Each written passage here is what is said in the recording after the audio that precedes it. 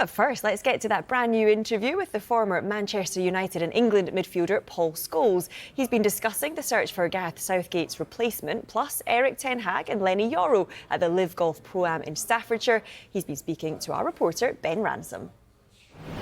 Paul, I don't know how you view this first tee. It's elevated for this Pro-Am. I guess don't look at the water's probably the best bet, isn't it? I was just going to say it's into the wind a little bit as well, which doesn't help. But yeah, looking forward to it.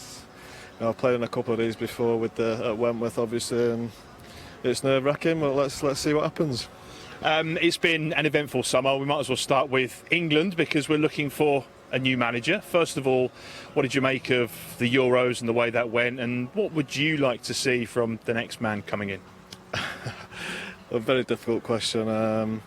Look, they did well to get where they did. I think the draw was a little bit favourable for them. But to get to a final, it's still a good achievement. You just always feel as if they play a team that are on equal level or maybe just a little bit better on paper. They seem to come unstuck, and look, there's a fantastic group of players there. There's no doubt about that.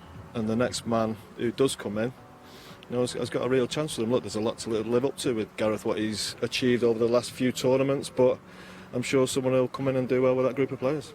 Would you like to see an Englishman given the job again? Is that important? I don't think it is that important these days. I think in an ideal world, if the right candidate was out there, it was English, then yeah, of course. But I think we need to get to the person who we think will be best to get us over the line and win trophies. Now, who that is, I don't know. I think the best English option, I think a lot of people would agree, would be Eddie Howe at this minute. Like he's doing a great job at Newcastle, fantastic coach. Can he take him to that next level? I don't know, but I think he's the one most likely to be most capable. 20 years ago, there was a lot of debate about the midfield balance, yourself included in that. There was a lot of talk through the summer about that. Is that the biggest challenge for the next manager, to find the best shape for this team?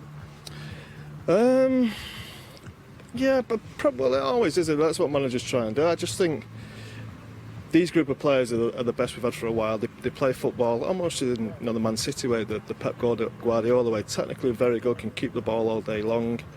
And they just suffered in a couple of areas, I suppose. They couldn't really score or create as many chances as they would have liked. But I think somebody like, well, I don't like to say it, but somebody like Pep with this group of players, I think he'd get them over the line. Now, look, if that's possible, I don't know, but I think he'd be the ideal man to take this team forward.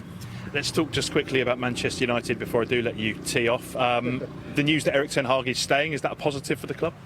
Yeah, I think so. Look, we've changed managers that many times that you can't really get a real feel for what they would have done over 3 or 4, 5 years now. I think this is his 3rd season now, so he's been there for a while. He knows the club well, possibly not being happy with some things that are going on behind the scenes, and now it seems to have all changed. He's signing some good young players, and hopefully he's been given the time to get it right. Your old teammate Rio Ferdinand had a bit of a hand in convincing Lenny Yoro to join. What does he bring?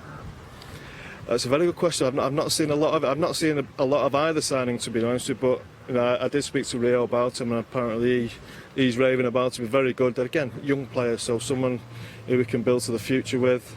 I do think they will need some experienced players if they want to challenge for that Champions League next year, because it's so competitive. You think of the likes of Tottenham, Arsenal, Manchester City, Aston Villa, how they did last year. It's going to be difficult for United to get into the top 4, but if they can play anything the way they should do, avoid injuries, most important as well, they had a really tough season injury-wise, then hopefully they can get into that Champions League. Is there any one position that you feel United are still a bit short?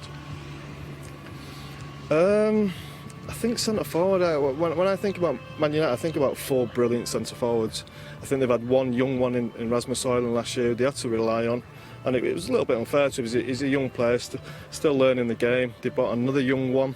I'd like to see an experienced centre forward come and help with that, virtually guarantee goals. Whether that man's out there, I don't know, but I think they need something who's proven, and somebody who is proven actually and can go on and be successful next year.